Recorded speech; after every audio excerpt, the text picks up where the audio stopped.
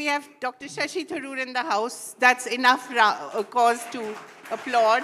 Thank you.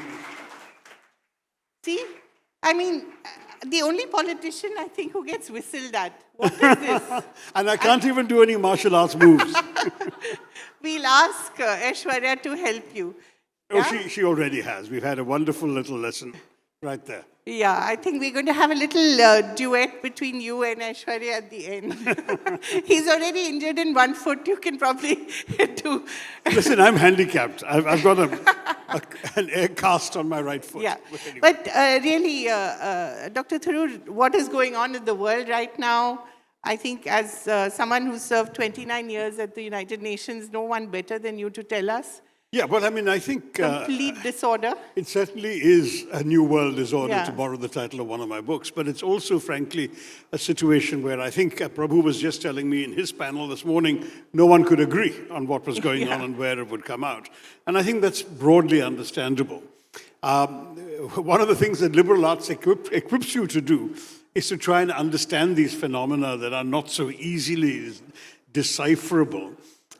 You can have data, but how the data matters, where it matters, why it matters, those are the things that liberal arts equip you to do. And I would say that if one were to look at this situation from the liberal arts perspective, from an understanding of global geopolitics as well as geoeconomics, I would say that a number of factors are at play. There is undoubtedly Israel's insecurity about Iran. Israel has been very worried for some time that they think that the one power in the entire region that wishes to annihilate it as a state is Iran. And that I'm not sure how realistic that fear is, but there has been a lot of Iranian rhetoric that might have led Israel to that conclusion. But Israel doesn't need a reason. I mean, it No, doesn't and the need fact that provocation. Iran has been developing nuclear weapons has been keeping people on tenterhooks for some time. Now, what's interesting about this is that, as you know, they tried the diplomatic route. And we hear from the Omanis that the talks had made a lot of progress and that the Iranians had been prepared to commit to zero enrichment and no nuclear weapons, in which case, why the war? And that's where the motivations of Washington come into play. Could it be that they wanted to do something on a more globally ambitious scale to change the regime in Iran in order to achieve a number of goals at the same time? Yes, Israeli security is one thing. The other would have been, perhaps, I'm just thinking out loud, to try and get Iran's oil into the world oil market. Currently, Iranian oil is sanctioned by the Americans. If you get Iranian oil into the world oil market, just as you got Venezuelan oil into the world oil market, you do two things simultaneously. You keep oil prices low for the American consumer who's going to be voting in midterm elections, but you also reduce Russia's leverage as an energy supplier to the rest of the world as well as to Europe. And simultaneously, you cut the Chinese down to size. China is right now Iran's biggest patron. It is the biggest purchaser of Iranian oil and gas, amongst other things. And they're also involved in helping build Iranian infrastructure and so on. So an Iran that moves out of that peculiar geopolitical isolation it's in now and becomes instead in the Western orbit would be of some interest to America. But the problem America has is they're not willing to put boots on the ground. And changing regimes from the air doesn't work that easily. So if you wanted to put all of that together, I would say that my suspicion is it started off with this Israeli insecurity, got morphed into a very ambitious Washington scheme to rewrite the global order and bring Iran into the Western orbit. And what we are seeing right now is phase one of that unfolding. How long it will take, how much worse it will get, remains to be seen. Certainly, the countries of the Gulf are suffering a lot in the short term. Their airfields are closed, their economies are taking a hit. Everything from the Dubai property market to oil prices coming out of the Middle East are all being affected. There is a tremendous amount of shock and uncertainty going on right now in the region. Perhaps we might be witnessing a repetition of what happened when the Russians marched into Ukraine and thought they would capture Kyiv in 2 weeks. And now 4 years later, we're looking at 1.5 million war casualties and 5 million displaced persons. No one reads history. No one needs that in the Middle East. Certainly we don't either. We Yeah, want to see stability and calm in our neighborhood. So I would say that this uncertainty remains, but in trying to fathom the whys and the wheres, this is the best that I could come up with, because at least it gives a more sort of rational explanation for what seems otherwise to be a rather irrational action, seemingly born out of haste and pique at a time when apparently a diplomatic compromise was on the verge of attainment, according to the Omani sources. Have you ever met President Trump? Actually, I haven't. Amusingly enough, Really? we shared a city But for a couple of decades. You were I in know. New York for years. How come you never ran into him? I've met almost all his predecessors going back to the early 80s, but I've never met him. Really? Mind you, at the time that I could have met him, when he was a social animal in New York, we weren't frequenting the same social circles. That's why we have not heard your name in a certain files that we will not mention. Good for you, you kept out of that. I did keep out of that, Yeah. very much so. But to go back to the world order, where does this leave China and Russia? Two countries that the US should actually be worried about the most. Well, I mean, I would say that right now they both criticize the action, but neither has said anything to imply that they want to get involved.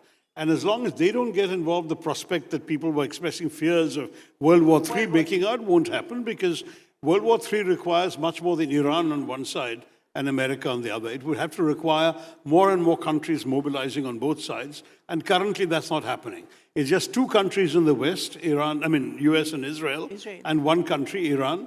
Russia and China have not got involved, not even offered to send any support. And as far as the Americans are concerned, even the Brits, who have normally tagged along for every American adventure or misadventure, including Iraq, very special they have stayed out. They have stayed out. Has come undone. So far, yeah. Where does this leave Mr. Modi and India? I think our line appears to be to try and get both sides to de-escalate. I think our foreign minister has spoken to his counterparts in both Iran and Israel, and that suggests that we are genuinely interested in peace. Look, I don't see that India has any interest whatsoever in seeing this conflict. About oil, I guess. No, we don't want to see this conflict prolonged. Yeah. Apart from oil, we've got millions of people in that area. Exactly. And Our own these people. missiles falling down, some of them will rain down on Indian heads. We don't really want that. And okay, let's talk about home, maybe. We don't have that much time, so we'll talk about Kerala. Elections, Congress prospects, your campaigning. What's happening there? What I'm seeing is tremendous momentum behind the UDF, the Congress-led alliance. I would say that this election is now very much ours to lose. Yes, the dates have Ours to lose in other words, is we will the win. problem. We will win, is what I mean. That it'll be difficult for the other side to pull it off unless we somehow screw up and throw it away, which I don't think is going to happen. In other words, this is for the first time very clearly looking like a UDF victory. You know, we haven't won a state assembly election in Kerala. We've only won one election since 2006. And in that one election, we won by a very narrow margin, 72 to 68 in an assembly of 140. So right now, the polls are suggesting that we'll have a minimum of 85 to 55. So it's looking like a very, very good lead going forward. And I'm expecting to sustain that. I was in Kerala till a couple of days ago. I was campaigning, and I'm getting very, very good feedback everywhere. And everyone wants you to be chief minister? No, not at all. Certainly not. And in fact, to begin with, these in the Congress party are futile plans to make, because we do leave it to the high command, as you well know. And I'm not a candidate. I'm actually very focused on Parliament and my role as an MP for Thiruvananthapuram. But you've already declared that this is going to be your last term. Yes, but at the same time, there's 3 years left of this term, so I'm not You going can to always be elected MLA later. Thank you, Kaveri. Since you're offering it to me, I'm not quite sure where it's going to go. No, but seriously, what do you feel that the High Command this time is focused on winning Kerala, not letting it sort of slip out of its grasp as it has, unfortunately, you know, for 55 years, there was an alternation of governments in Kerala. Always. And until last time. And last time, the communist-led left front came back to power. Which was very unusual. Very unusual, and certainly coming back for a third time in a row would not only be unprecedented, it would really be a miracle for them to pull off. So all the dice, all the logic, everything is in our favor. But since we were going to talk about liberal arts, let me say precisely that's precisely where the liberal arts sensibility is needed, because in these kinds of calculations, you just look straight at the mathematics, you look straight at the trends, you get one answer. But you look at how human beings behave, vote, care, think, are prejudiced, then you get a different answer. That's right. And we never know how the Congress High Command thinks, feels, behaves. Or do we now? Now, Have you made up with them? Yes, yes, very much so. And you had a nice conversation. Did they offer you coffee, tea? Very much so, very much so. So what is the result of that? The result of all that, as you see, is I'm stopped speaking up for the campaigning. NDA government. No, I've never spoken up for the NDA government except on Operation Sindoor, which I certainly still believe very strongly in as something we felt were they not we had upset to. with you for Yeah, they were, and you know, we're not going to go there anymore because that debate is now behind us. How did they express their No, as you know, there displeasure? was a debate in Parliament, so you know the views of the Congress Party. Privately. And I did not speak in Parliament because we have a very clear parliamentary culture where whatever differences of opinion you have, you find ways of expressing it. But within Parliament, we keep a united front. And I never spoke in Parliament at all against the Congress on these matters. But my own view has been expressed both in my personal writings and speeches and in my personal statements. And I've made it clear all along that I'm speaking for myself. I'm not really pretending to represent anyone else's point of view. The Congress has very effectively put its own point of view across. And you know what it is. I'll leave it there. And are they in a position now to, at some point, offer a leadership role to you in Kerala back home? I don't think that's on the anvil, and at this stage, I've certainly not asked for any role. All I've said, basically, is that after this conversation, we're on the same page, and I'm moving forward on the same page with the rest of the Congress. And that, frankly, at this point in Kerala, that is the need of the hour. We need a united party. Kerala, we have to call it. Well, Kerala, as soon as the constitutional amendment and the presidential proclamation, all that have come, which they haven't yet. All we have so far is a cabinet decision, so we can still say Kerala. But you have been saying Kerala in your questions anyway, Kaveri. Yeah, I know. But do we have to say, I mean, I think it make a difference? I think it's so foolish. We've been saying Keralam and Malayalam for a long time. Yeah. When I speak in English, I say India. In Malayalam, I say Bharatam. I mean, who cares? It doesn't make any difference to anybody. I don't know why we should suddenly insist that I have to say Bharatam in English. I won't. And similarly, why do I have to say Keralam in English? It's an unnecessary change. And what's worse is the tokenism, the empty symbolism it implies. This is a government where the people of Kerala have been asking for very many fundamental things. Yeah. Fundamental things from an AIMS, which was promised 12 years ago and has still not been delivered, to help on coastal erosion, assistance packages for our fisher folk, our deprived agricultural communities. We have so many issues on which we're stretching our hands out as if we're looking for bread or manna or rice or whatever, and we get a suffix. We get an M. I mean, come on. This is the central government wants to show that it's done something for Kerala, but it also wants to make sure it costs it absolutely nothing. And that's why they've done it. It hasn't cost them anything to give an M. It's created an alternative little cottage industry of people who will now be creating signages, etc. So letterhead printers, sign painters, people who have to change the names of things. Stationery, visiting cards. Maybe a small little boomlet in their income for a short while. But honestly, I mean, it's preposterous. And of course, don't forget the Madras High Court is still the Madras High Court, even though Tamil Nadu became Tamil Nadu in the 1960s. And it's still IIT Madras, not IIT. It's still IIT Madras. It's still IIT Bombay, as far as I know. Bombay. And Maharashtra went to Mumbai in the 1990s. So some changes will take a long time to be effected. I'm not sure who gets happy with this, but the left government, which has nothing else to show for its 10 years of record, is going around acting as if this is some great act of decolonization or liberation.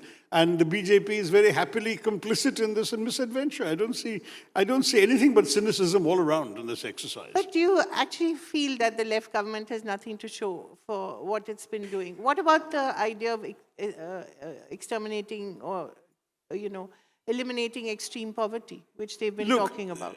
There is some disputes about the figures. I don't want to knock any of those things because I think it's very important. But let's not forget that you're not starting off from where Bihar was or whatever. Kerala has always been ahead on social indicators, economic indicators, and human development indicators. And the distance between Kerala and other states shot up once the Gulf money also started coming in, remittances fueled the economy and all of that.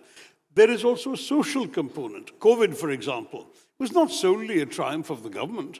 It was also the fact that the entire society is geared up to be able to respond and cope effectively. As they did during the floods as well. And how the society acted during the floods, how people came together during coping with everything from the Nipah. It's a very strong civic society. It's highly literate, highly cultured, very united. There is practically no communal disturbance. It's a state which has a lot of things to demonstrate to the rest of India. And what I'm increasingly pleased about is the number of North Indians who come there and discover it with great satisfaction and write about it. I would like to move officially. You're most welcome. We have there are some ghost towns that have come up because more and more Keralites, unable to find employment in Kerala, are migrating and not coming back. And they're leaving lovely empty homes behind. Oh, please. I'm going to bag one The of BBC, if you can Google it, has actually got an article about the ghost town in the district of Pathanamthitta, where there are some 120 fancy houses, all owned by expats. Nobody around. I'm going there. There you are. No, but that's so wonderful, isn't it? That you have so much diversity still in this country where so much uniformity is sort of being hammered at you every night and every day. So sort of the people of India are still very much apart from the state of India, isn't it? No, I think what's true is that in many ways, the diversity of India is our biggest strength. It's part of the richness of our state. But as far as Kerala is concerned, what I was partly smiling about is actually not a smiling matter, because the reason people are leaving is because of the economic failure of the state. If you'll see in the last year or two, I have published articles, including in your newspaper, the New Indian Express, about Kerala's frustrations, challenges, and hopes. And we need a tremendous amount of changes. We need a new imagination to transform the state for the future. We have to have ideas, and that's what I'm trying to put forward, because otherwise our young people will have no reason to remain. I do a lot of convocations. I must have done about 75 convocations in the last decade. And I often find myself asking people, so what are you going to do next? Say we're going abroad. Why won't you stay in Kerala? What is there for me here, says one young man. Isn't Kerala an old age home? Now, I'm getting old, and I wouldn't mind going old in Kerala, much more so than in Delhi or anywhere else. But that's not good enough anymore. We need to keep our young people in the state so that they can actually contribute to the well-being of the old as well. And that will not happen unless we can generate jobs. Jobs will not be generated unless we can attract investment. And investment will not come as long as the fear is that the red flags will come out and start harassing business people. But so I've got a lot of... They've been quite open to business. When they're in power, they have been open to business, and the people have not been willing to trust them. Because the fear is the moment they're in the opposition, they'll get up to their old tricks again. I need to be very blunt with you and say I'm proposing a number of radical measures, from banning hartals to introducing an Investor Protection Act that will actually guarantee that people's capital will be safe if it's invested in Kerala. What else is part of this new imagination? Well, we haven't released a manifesto yet, but a number of ideas are kicking around. I believe we can learn a lot from foreign countries. There's a great deal we can learn from Northern Europe on education. There's stuff we can learn from Norway on fishing and pisciculture. We can learn from the Netherlands on sustainable farming practices in small areas of land, including vertical farming, greenhouse farming. There's a lot we can do in terms of genetics. There are areas like Iceland and Israel we can learn from when it comes to how we can leverage our own biogenetics into new biotechnology ventures. There's a lot we can do. We can transform our hospitality culture and our tourism culture, along with our health culture, into a major new holistic wellness approach. That's already there. But combining Ayurveda with our strengths in conventional thing. Plus, Kerala is the first aging state in India. We can really become a national leader in geriatric care, construct retirement villages and so on for the older people, start attracting older people from other states to our state, because we have, again, a good culture of nursing and of medical care, train them for gerontology and geriatrics, have them helping old people. There's a lot we should be doing. We need to now have a difference of kind and not just a difference of degree in what our strengths are. Is that manifesto coming out anytime soon? It will soon, but these are my personal ideas that I'll continue advocating whenever the new EDF government comes in. They'll be hearing from me, even from outside. If I were to ask you to give us one word, and we always look to you for words, about the state of the world right now. Turbulent, unpredictable.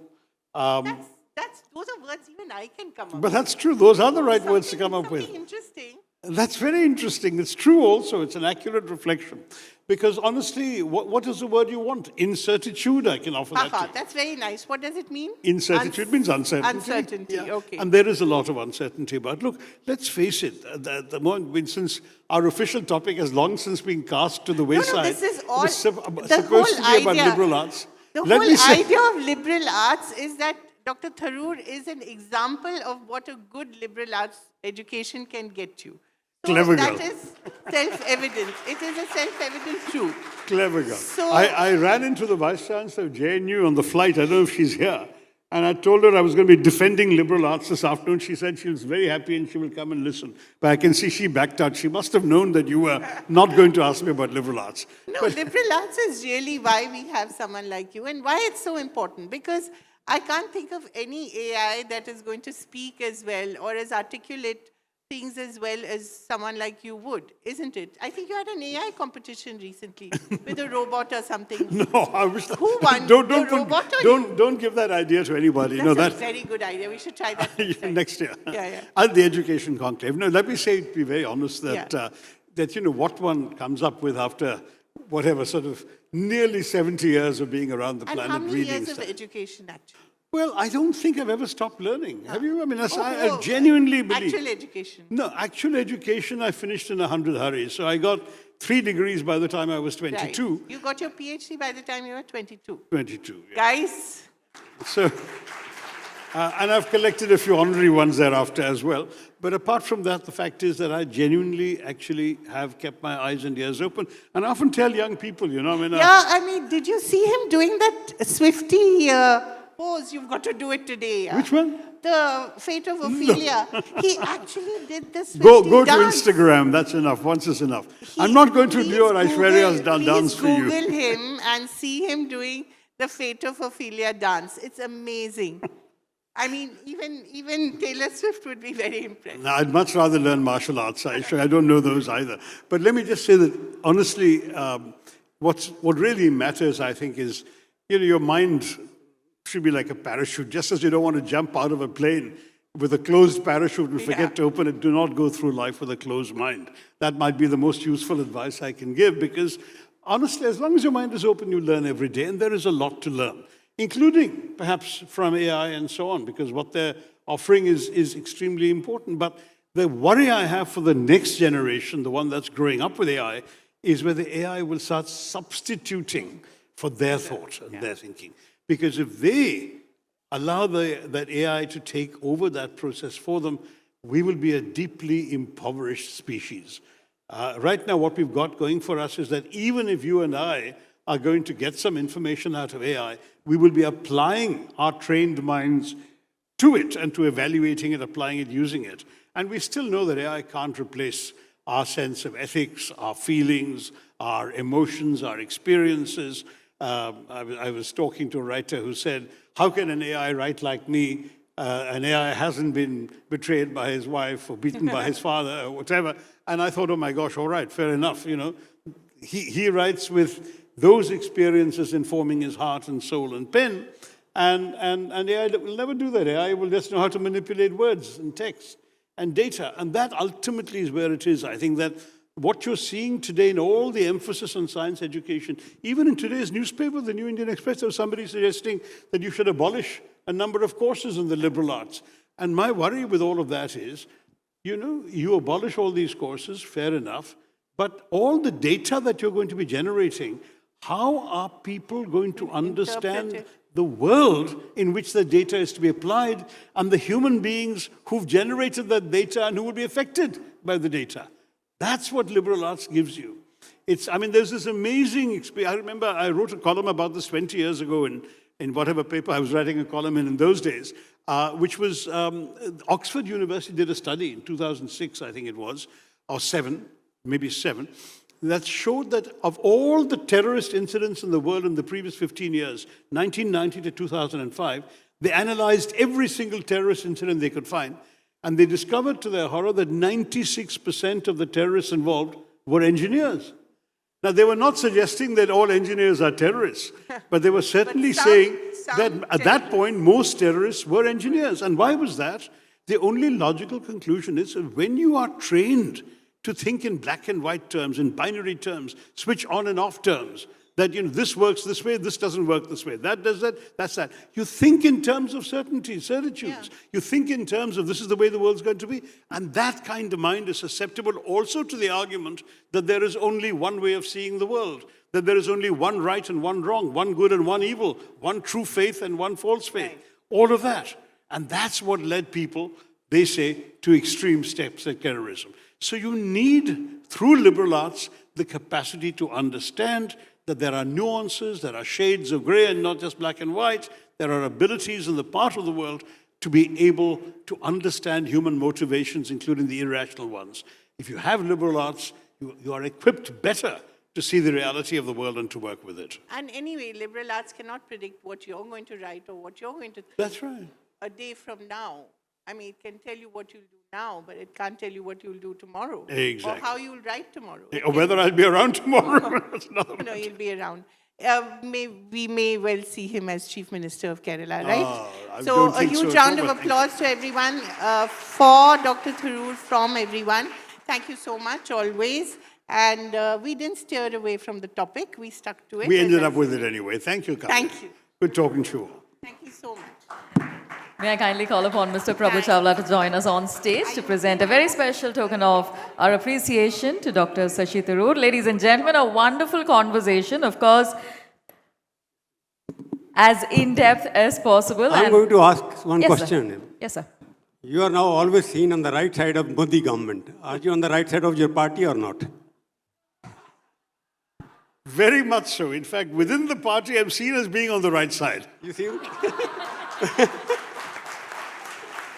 It means your party is on the wrong side. No.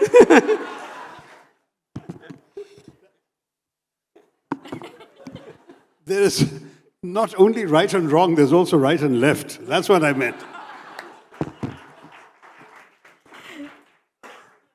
And that, ladies and gentlemen, he left the party, but he's right or left. I think we've got the perfect room here. We could go on for a little bit more of a back and forth. But of course, please do put your hands together as we extend our thanks to Dr. Shashi Tharoor. And thank you, Mr. Chawla.